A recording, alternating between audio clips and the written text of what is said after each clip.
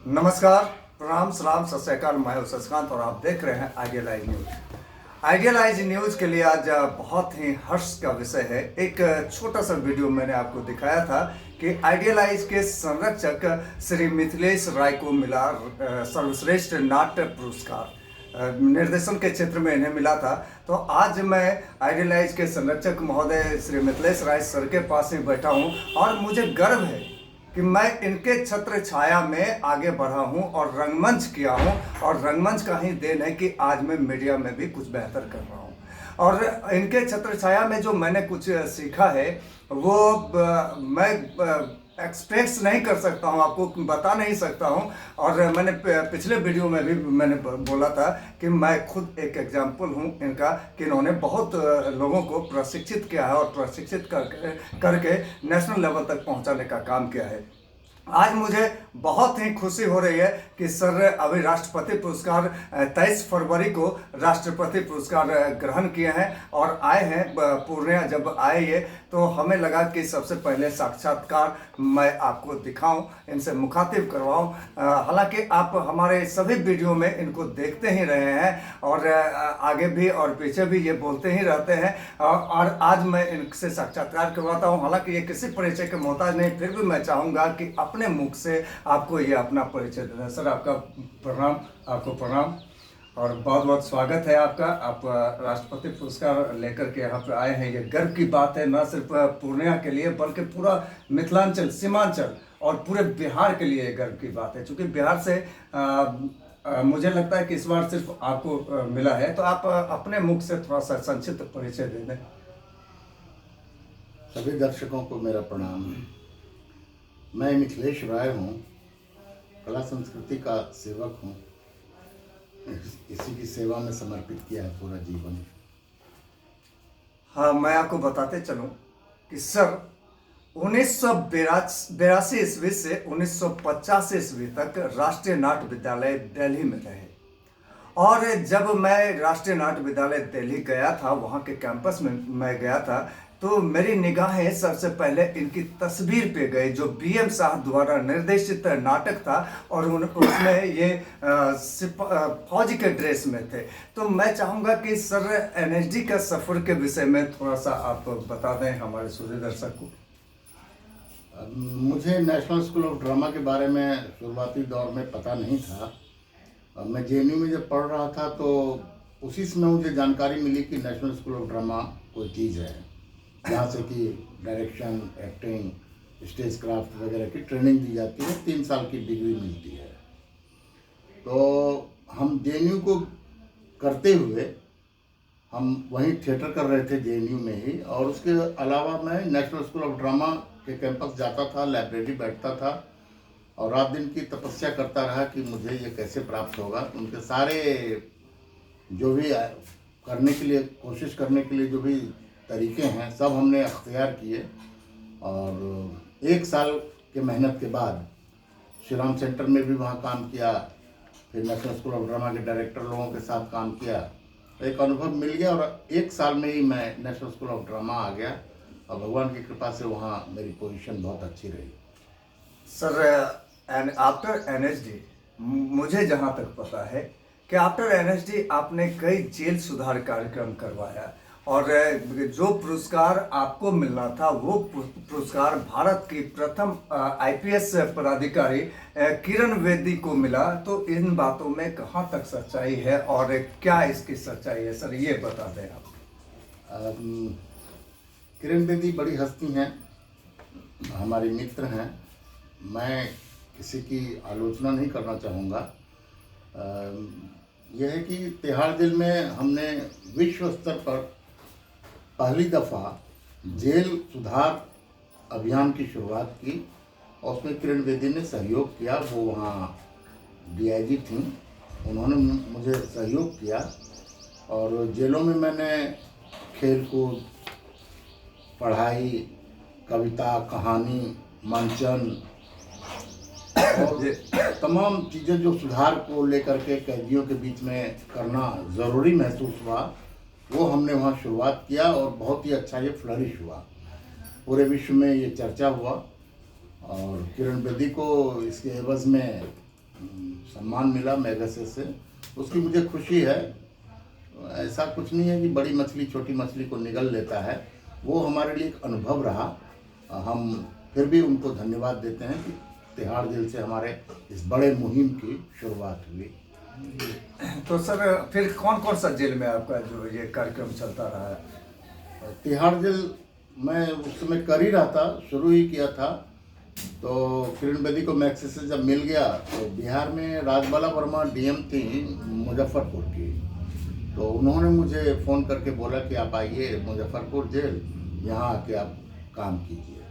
तो मैं तिहाड़ के बाद मैक्सिस के बाद मैं आ गया मुजफ्फरपुर जेल, और मुजफ्फरपुर जेल में बहुत अच्छा काम मुझे करने का मौका मिला।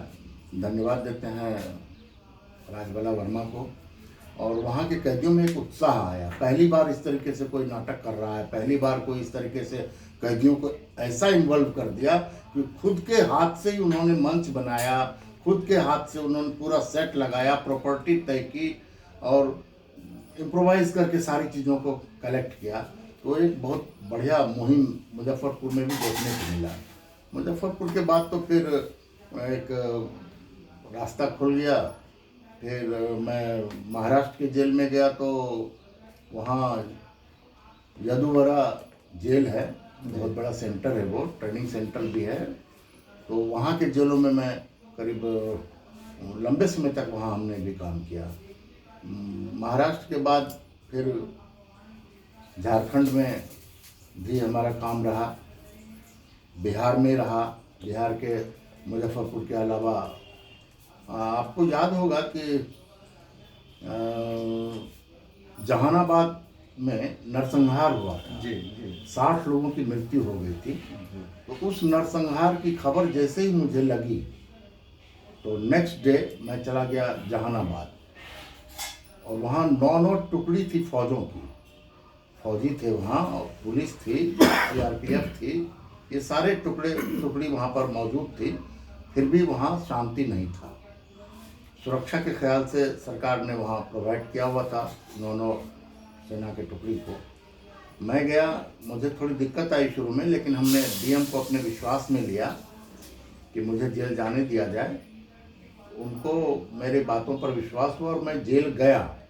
जेल में रणवीर सेना और माले के बीच में खूनी संघर्ष चल रहा था और काफ़ी सारे बंदी लोग अनशन पर बैठे हुए थे, आमरण अनशन पर। कोई जेल का पदाधिकारी अंदर जाता नहीं था डर से। तो मुझे बुलाया गया, मैं गया तो फिर उन लोगों को हमने अनशन करवाया, सबको खाना वाना खिलाया, और माले और रणवीर सेना के बीच जो टकराव था उसको हमने थोड़ थाम करके अपने विश्वास में लेके सबको ये मामला ख़त्म कर दिया। अगर उस वक्त हम वहाँ नहीं होते तो जहानाबाद का जेल ब्रेक हो जाता, टूट जाता जेल। तो इसके अलावा आपने और कहीं पूर्णिया जैसे शहरों में? हाँ, तो चलिए। और उसके बाद फिर बक्सर जेल गया मैं। बक्सर के जेलों में काफ़ी समय काम किया, और वहाँ बाद में देखने को मिला कि वहाँ का जो सुपरिंटेंडेंट है वो घोटाला करता है और रेप करता है, मर्डर करता है, बहुत सारी खामियां हैं उसमें, और बहुत पैसे भी उसने अर्न किए। तो उसके लिए हमने कंप्लेंट किया भारत सरकार को, बिहार सरकार को, और वो धीरे धीरे वो डिस्चार्ज हो गए, नौकरी उसकी ख़त्म हो गई। फिर उस जेल से पूर्णिया भी, मेरा घर है पूर्णिया, तो पूर्णिया आना जाना रहा। तो पूर्णिया के जेलों में लगातार काम कर ही रहा हूँ, अभी भी वहाँ काम चला था, पिछले दिनों चलता ही रहता है। पूर्णिया जेल के जो सुपरिंटेंडेंट हैं राजीव झा जी, बहुत अच्छे सुपरिंटेंडेंट हैं, उन्होंने काफ़ी हमारी मदद की है, सहयोग किया है, और ये जेल भी बहुत अच्छा अपना एटमॉस्फेयर क्रिएट करके सोसाइटी के लिए, बंदियों के लिए और प्रशासन के लिए एक उदाहरण पूर्णिया जेल प्रस्तुत कर रहा है। सर ये तो रहा आपका काम, जेल सुधार का काम, लेकिन थोड़ा सा आपको प्रीवियस पीछे ले आता हूँ कि सर ये बताएं आपकी रंगमंच से लगाव आपका कैसे हो गया? मुझे जहाँ तक पता है कि सहरसा से आपने रंगमंच शुरू किया था, और आप पहले कॉमेडी उमेडी क्या करते थे, और एक बड़ा ही आपका जो है किसी ने मुझे बताया था कि आप पहले गाया करते थे कि हे भगवान कर कल्याण, तो ये एक कॉमेडी टाइप का हुआ करता था। तो ये कहाँ से प्रेरणा आपको आ गई और क्यों आप रंगमंच में जुड़ गए? इनफैक्ट हम जब 7वीं के बाद 8वीं से जिला स्कूल से हमने पढ़ाई की है, तो उसी समय हमारे शहर में नाटक की गतिविधि, संगीत का गतिविधि जो है वो काफ़ी बढ़िया रहा है सहरसा में। तो हम लोगों का टीम था, हमारे ही मित्र थे, हमारे सहपाठी थे। इन लोगों के साथ हम वहाँ ऑर्केस्ट्रा में जाते थे, गाना वाना गाते थे, एंकरिंग करते थे। उसके अलावा नाटक की जब बारी आई तो पहली बार हमको मौका मिला। हमारे शहर के हैं लोग हरीश भैया हैं, गोपाल भैया हैं, शिवशंकर भैया हैं, तो इन लोगों के साथ हमने नाटक किया चित्रगुप्त रंगमंच से, सहरसा से, और वो काफ़ी मुझे पॉपुलैरिटी दी, बहुत प्रशंसा मेरी हुई। छोटी उम्र थी, सबों को बहुत पसंद आया। विलेन ठक्कर सिंह का रोल हमको पहली बार मिला था, वो बहुत ही उम्दा रहा, बहुत ही प्रशंसित रहा। वहाँ से एक लत सी लग गई, एक झुकाव और सुदृढ़ रूप में सामने आई कि हमको रंगकर्म ही करना है। तो पढ़ाई के साथ साथ और भी मेरी एक्टिविटीज़ रही हैं। जैसे मैं एनसीसी में ऑल इंडिया बेस्ट कैडेट हूँ, एनसीसी में मैं बेस्ट बैनर फाइटर हूँ, बेस्ट राइफल फायरर हूँ, डिसिप्लिनर हूँ, लेआउट यानी कपड़ा वगैरह जो पहनते हैं वो, इन सब काफ़ी सारी चीज़ों में मुझे इंडिया में बेस्ट का खिताब मिला। पैरेड हमारा बहुत सुंदर था। तो ABC सारे सर्टिफिकेट हमने लिए। तो एनसीसी और स्पोर्ट्स में badminton, volleyball, basketball, hockey, cricket, ये सब खेला करते थे और सब में एक अच्छी हमारी दखल होती थी। सर, आपने कहाँ कहाँ किस किस राज्य में नाटक किया है और कौन कौन सा नाटक किया? हालांकि आपकी लिस्ट थोड़ी लंबी होगी, लेकिन मैं चाहूँगा कि थोड़ा संक्षिप्त में हमारे सुनी दर्शक को बताएं। राजस्थान के उदयपुर में हमने काम किया है।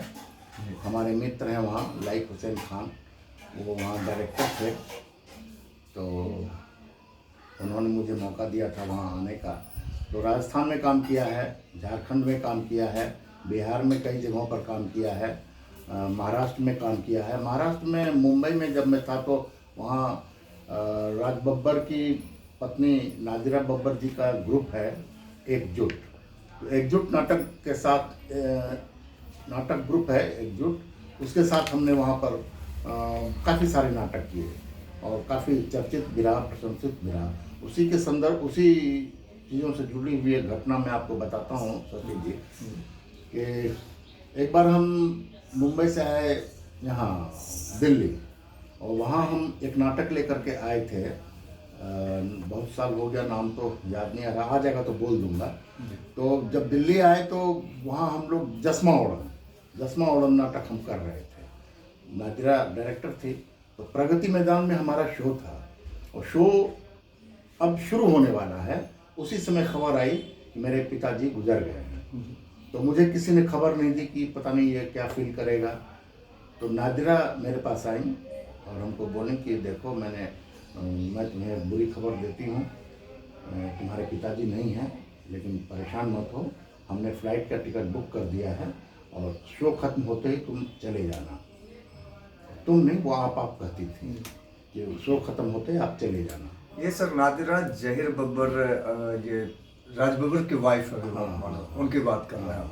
तो ये आपको पता है कि सर ने बातों बातों में ये कह दिया कि इनकी पहचान कहाँ तक थी, ये किन किन लोगों से जो है बातचीत इनकी होती थी और कैसे इनके ये जो है लोगों से मुखातिब होते हुए अपने काम को आगे कर रहे थे। तो सर मैं माफ़ी चाहूँगा, आपको रोक दिया था मैंने, अब आप कंटिन्यू हो जाए। नहीं, जब मुंबई में था और फिल्म टीवी थिएटर में काम कर ही रहा था, तो स्वाभाविक सी बात है शशि, जब पूर्णिया में है तो आपसे संपर्क है, इनसे है और तमाम लोगों से संपर्क है। उन्हीं लोगों के साथ उठना बैठना है, वही काम है हमारा। तो स्वाभाविक रूप से कोई भी जो फिल्म स्टार हो या एक्टर हो साधारण, या कोई भी एक्ट्रेस हो, उन लोगों से संपर्क होना स्वाभाविक सी बात हो जाती है। तो वो नाटक हम जस्मा ओढ़न को प्रगति मैदान में कर रहे थे और नादिरा जी ने हमको बताया शो के पहले। तो दुख तो हुआ कि मेरे बाबा नहीं रहे, लेकिन हम ऑन स्टेज रहे। स्टेज पूरा किया और बहुत सुपर डुपर रहा नाटक, बहुत शानदार रहा, 10वां होगा। वो वही नागराज जी के साथ वहाँ हुआ। दिल्ली में थे तो अंकुर जी के साथ काम करने का मौका लगा, दिल्ली में थे तो राम गोपाल बजाज के साथ काम करने का मौका लगा, मोहन महर्षि के साथ, DM शाह के साथ, फ्रिड बेनेविट्स हैं जर्मन के डायरेक्टर, वो नहीं रहे दुनिया में, उनके साथ काम करने का मौका लगा। मतलब विश्व स्तरीय जो भी बड़े बड़े निर्देशक हैं, बंसी कौल, ढेर सारे निर्देशक हैं, उन तमाम लोगों के साथ काम करने का ये सौभाग्य हमको मिला है।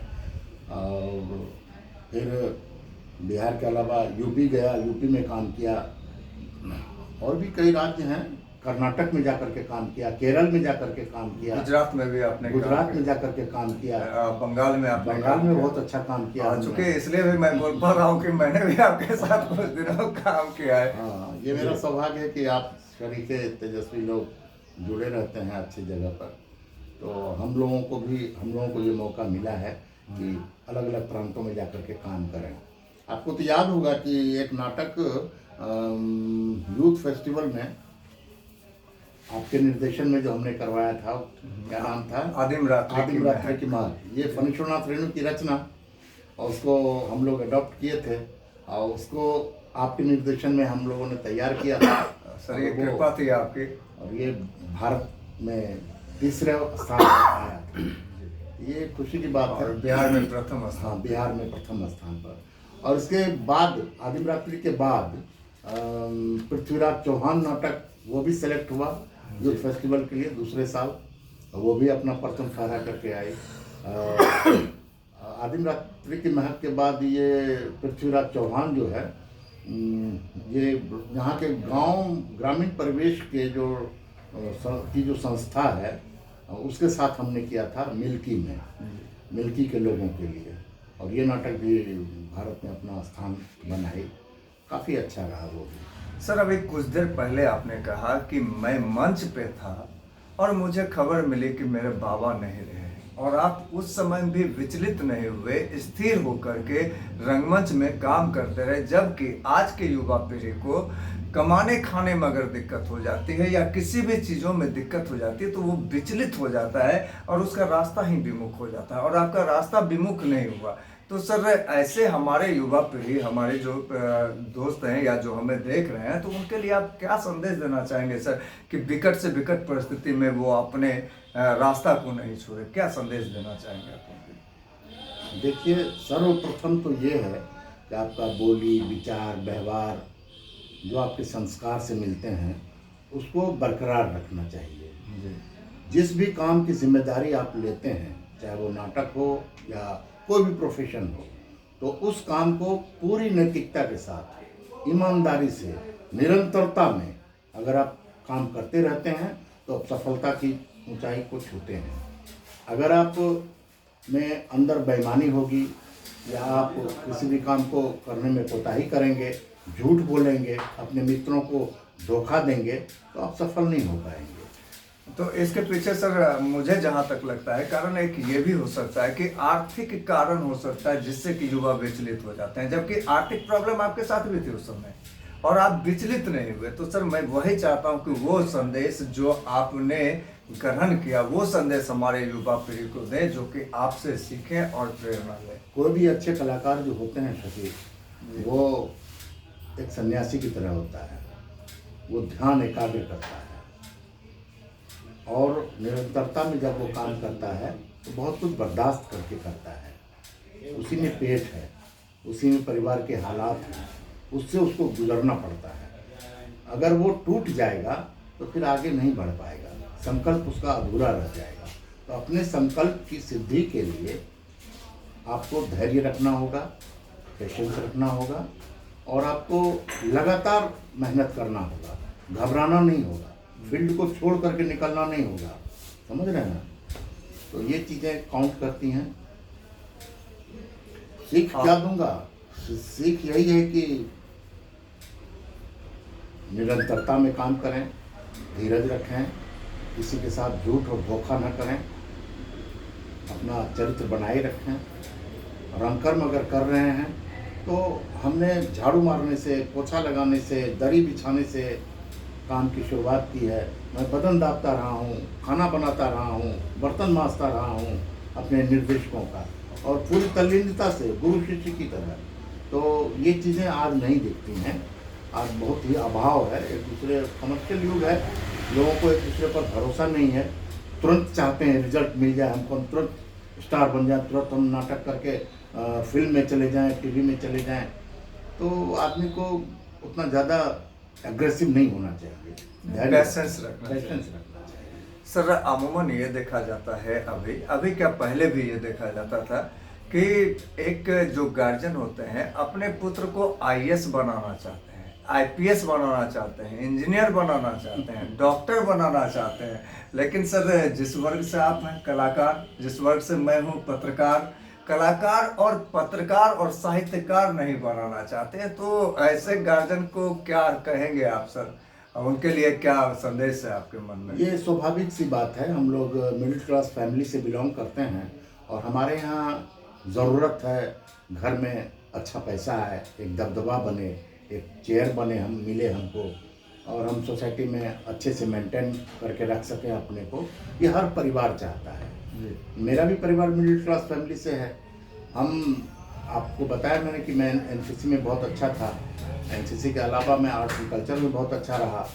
तो मैं जेएनयू गया ही था एपीएस करने के लिए कि मैं एपीएस करूँगा, लेकिन वहाँ जाकर के मुझे मेरा विजन जो है वो चेंज हो गया, और फलक मेरा खुल गया, दिमाग मेरा खुल गया, और मैं एपीएस छोड़ के नाटक की तरफ चला आया, नेशनल स्कूल ऑफ ड्रामा चला आया।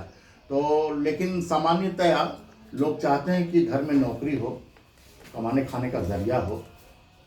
इस पर हमने फोकस नहीं किया। हमने क्या, मैं करूँगा तो नाटक ही करूँगा जी, और यही करता रहा मैं। तो आप नाटक को अपना ये मान लिए? नाटक ही मेरा जीवन है, इसी में समर्पित हूँ, और दूसरों को भी चाहता हूँ, प्रेरित करता हूँ। देखिए, नाटक से क्या होता है, आपका चरित्र निर्माण होता है, नाटक से आपका विजन खुलता है, नाटक से आपके व्यक्तित्व में निखार आता है, नाटक आपको आपकी भाषा को ठीक करता है। नाटक में बहुत सारे गुण हैं। अगर बचपन से बच्चों को नाटक कराया जाए तो वो बच्चा आगे निकल के बहुत बड़ा व्यक्ति बनेगा। यानी आप ये कह सकते हैं नाटक समाज का आईना है और एकदम। व्यक्तित्व सुधारने का ये है। तो सर हालांकि और भी बातें करने का मन है, संक्षिप्त नटशेल हमने ले ही लिया आपसे, लेकिन मैं सर ये कहना चाहूँगा कि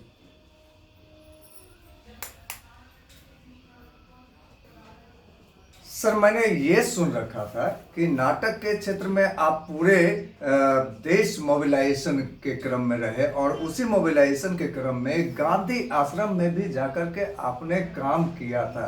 और मुझे ये ज्ञात हुआ कि पहले भी आपने किया था, और इधर हाल फिलहाल में तो आपके दो शिष्य भी साथ में गए थे। तो क्या इन बातों में कहाँ तक सच्चाई है और क्या सच्चाई है सर, ये बता दें हमारे दर्शक।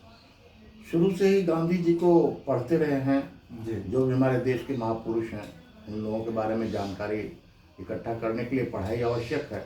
उन लोगों के बारे में पढ़ता था, तो मुझे ये बड़ा मन में ऊँधती थी बातें कि गांधी आखिर चंपारण ही क्यों गया, क्या वजह थी कि चंपारण जाकर के उन्होंने इतना बड़ा आंदोलन छेड़ा। तो उसको रिसर्च करने के पॉइंट ऑफ व्यू से मैं चंपारण गया, बेतिया में रंगकर्म का वर्कशॉप लिया नेशनल स्कूल ऑफ ड्रामा की तरफ से, और वहाँ भी किया वर्कशॉप। उस वर्कशॉप से निकले हुए काफ़ी लोग हैं, नसीम है, बहुत सारे लड़के हैं वहाँ जिसने कि अच्छा काम किया वहाँ। इसके अलावा मैं बेतिया से चला गया भितिहरवा आश्रम। जब भितिहरवा आश्रम गया तो मुझे तो कोई पहचानने वाला नहीं, छोटा सा स्टेशन गया, वहाँ जहाँ गांधी जी ठहरे थे उस मंदिर में गया। अब तो वहाँ संग्रहालय है, गांधी संग्रहालय, वहाँ गया, और उसी मंदिर में रह करके हम गीता पहुँचते हैं, गीता गाते हैं, रामायण गाते हैं। ये प्रतिदिन का मेरा रहा है। तो वहाँ मंदिर में बैठ करके मैं गीता और रामायण करने लगा। इसी में बहुत सारे लोग आते थे मेरे पास, और धीरे धीरे एक जमात खड़ी हो गई।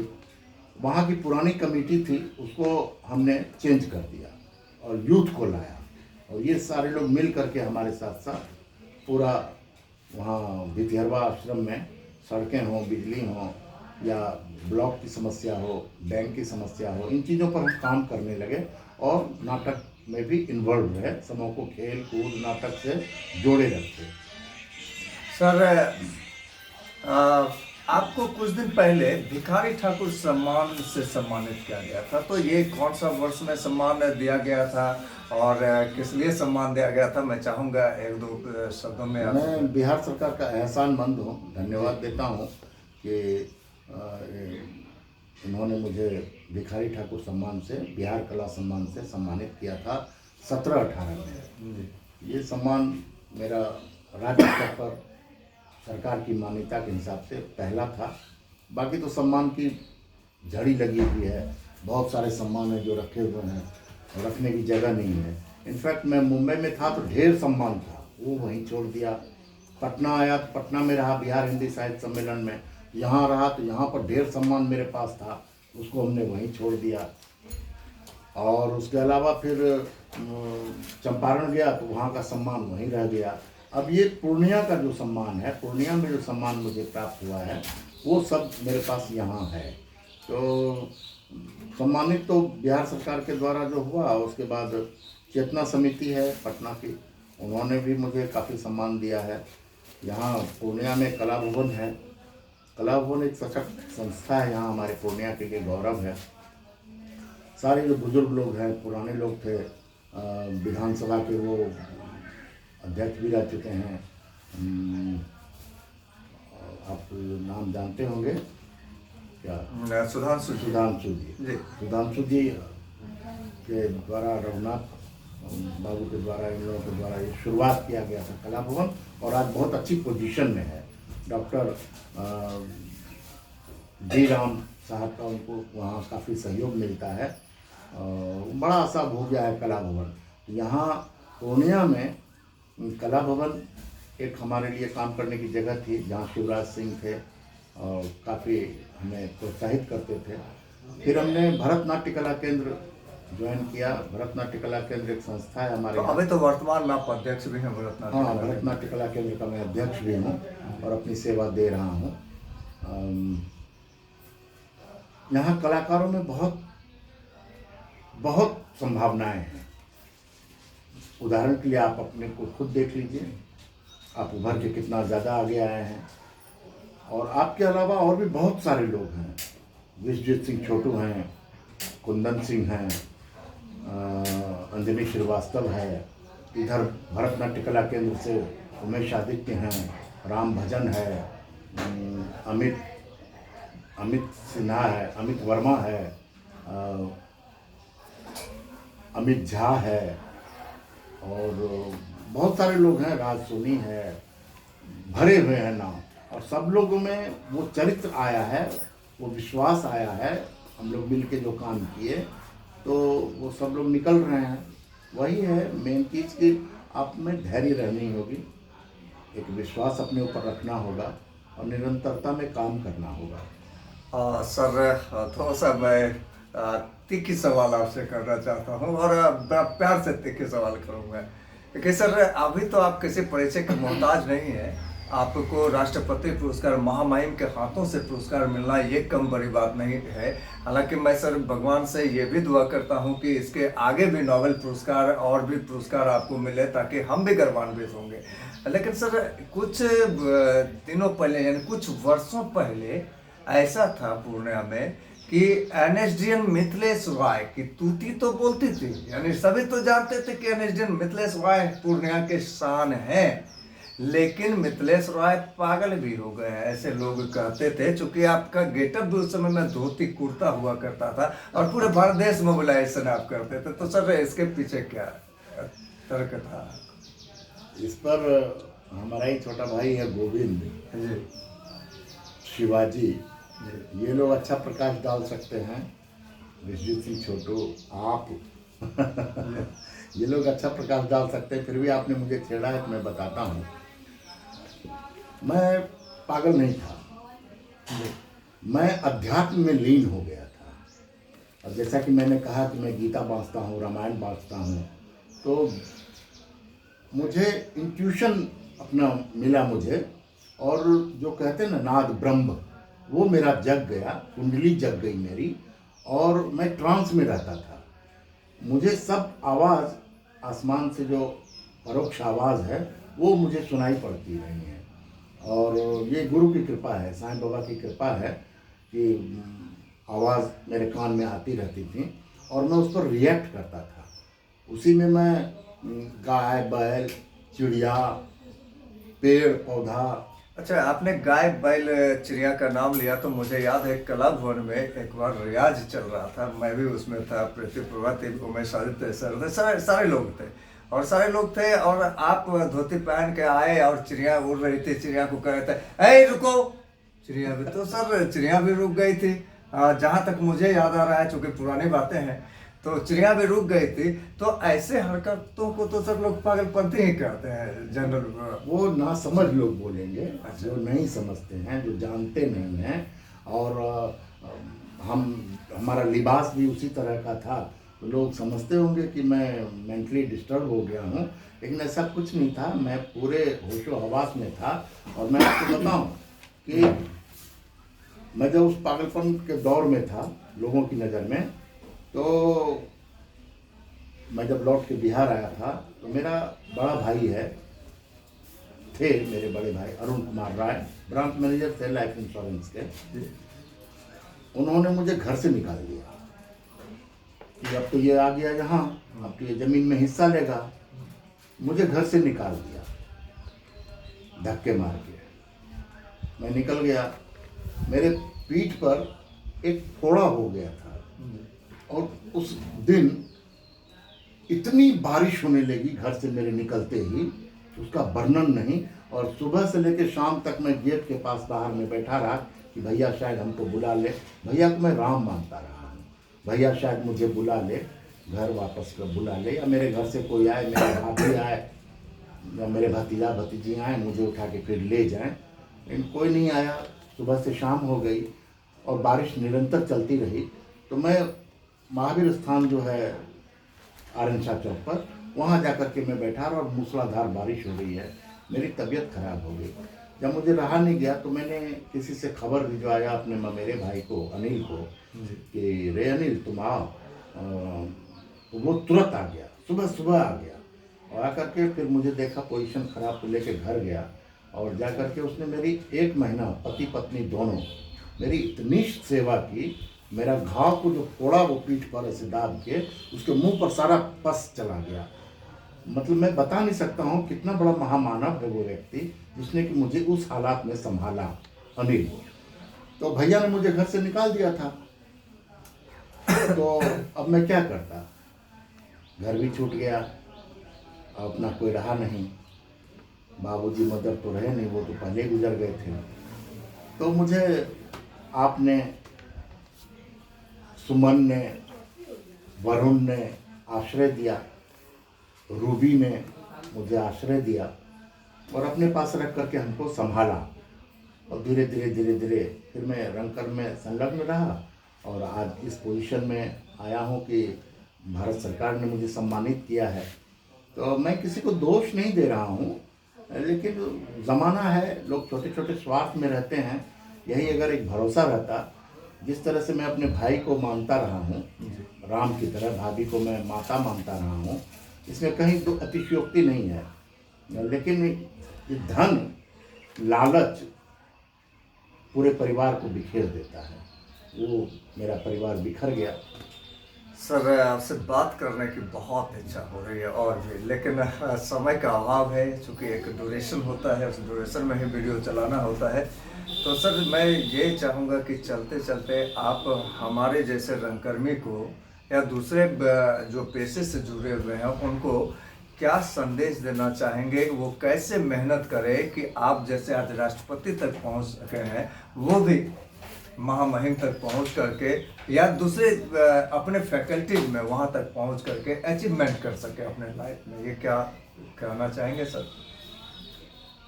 मैं कहना चाहूँगा कि रंगकर्मी या कोई भी कलाकार जो हैं, वो अपने आसपास जो उनके मित्र हैं उनसे मधुर संबंध रखें, विश्वास ना तोड़ें। झूठ ना बोलें, दगाबाजी ना करें और ईमानदारी से एक दूसरे का सहयोग करते हुए रंगकर्म को आगे बढ़ाएं, संगीत को आगे बढ़ाएं, कला को आगे बढ़ाएं और निरंतरता में लगे रहें, काम करें, सफलता निश्चित मिलेगी। तपस्या कभी अधूरी नहीं होती, तपस्या कभी अपूर्ण नहीं रहता, तपस्या आपको फल देता है। आज नरेंद्र मोदी को इतना जश मिल रहा है, उनके विरोध में भी बहुत लोग बोल रहे हैं, लेकिन एक नरेंद्र मोदी सबको पानी पिलाए हुआ है, वही तो बात है। तो हम जैसे साधारण इंसान को निरंतर अपने काम के प्रति एकाग्र होना चाहिए और अपना बोली, विचार, व्यवहार, संस्कार को लेके चलना चाहिए, मिला के चलना चाहिए, तभी आप सफल होते हैं। उसी में एक चीज़ जोड़ देता हूँ कि अब जैसे मेरा भाई का घर है, मैं अभी भी उसी प्रेम के साथ जाता हूँ, आता हूँ, मुझे कोई गिला शिकवा नहीं है और मुझे विश्वास है कि पूर्णिया में ही मुझे बिहार सरकार, हमारे डीएम साहब, एडीएम साहब मिलके यहाँ ज़मीन दे देंगे, दे रहे हैं। पनोरमा है यहाँ एक बड़ा ग्रुप, संजीव मिश्रा उसके ये हैं, उनका भी हमको काफ़ी सहयोग मिलता रहता है। संजीव मिश्रा बड़ा बड़ा कार्यक्रम करते हैं, उस तमाम कार्यक्रम में हमारा शिरकत रहता है और मुझे विश्वास है कि या तो सरकार हमें ज़मीन देगी या नहीं तो संजीव मिश्रा मुझे घर देंगे। सर ये बहुत ही अच्छा आपने कहा, या तो सरकार देगी या मिश्रा जी देंगे। तो खैर बहरहाल सर मैं चाहूँगा कि आपके जो शुरुआती दौर के जो गीत थे, जो हमने कहा कि हे भगवान, वो बता दें। और एक आप बहुत ही अच्छा एनर्जी में आप गाया करते थे, पानी पानी दे दे पानी पानी। तो सर एक आध लाइन दे दो पानी पानी दे दो, पानी दे दो पानी पानी दे दो। ये रविंद्र दास हमारे टीचर थे, उनके नाटक में हमने ये गीत गाया था और बहुत अच्छा पॉपुलर रहा था। तो छोटा सा हमने, मैं भी आपका शिष्य हूँ सर, मुझे याद रह गया था। तो बहरहाल सर वो जो आपके बचपन के जो थे वो रसगुल्ला वाला, वो कैसे करते थे? हालांकि वो कॉमेडी था, तो एक आध हमारे दर्शक उसके लुत्फ ले ले। क्या था वो बोल? हे भगवान, हे भगवान दा वरदान, दिनों में जगमग चांद कर, अरे रे हे भगवान दा वरदान, दिनों में चकमक चांद कर, हे लटर पटर दोनों टांग कर, जहने नभ का भांग कर, हे भगवान दा वरदान, दिनों में चकमक चांद कर। तो बहरहाल ये हमारे बीच हमारे आइडियलाइज के संरक्षक और आइडियलाइज न्यूज के ही संरक्षक नहीं, आइडियलाइज युवा क्लब के भी संरक्षक हैं श्री मिथिलेश राय जी। और ये हमारे गुरु हैं, पूजनीय है। मैंने इनके छत्र छाया में कई निर्देशन किया है, नेशनल अवार्ड तक मैंने लिया है, बिहार राज्य में भी अवार्ड हमने लिया है, इनके ही छत्र छाया में हमने लिया है। तो मैं दिल से इन्हें प्रणाम करता हूं और इनके लिए कामना करता हूं कि आगे भी पुरस्कार, नोबेल पुरस्कार भी मिले, ताकि इनके छत्र छाया में हम लोग भी मेहनत कर सके और पुरस्कार तक पहुंच सके। तो आप सभी सुधे दर्शक को मैं प्रणाम करता हूं, सलाम करता हूं, सत श्री अकाल।